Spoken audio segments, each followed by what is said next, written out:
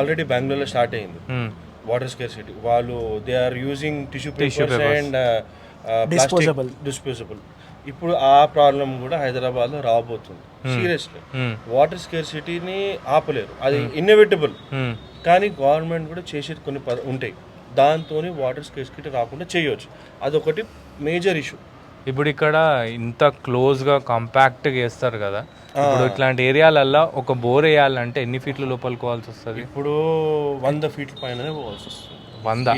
100 ఫిర్ బి ఫైన్.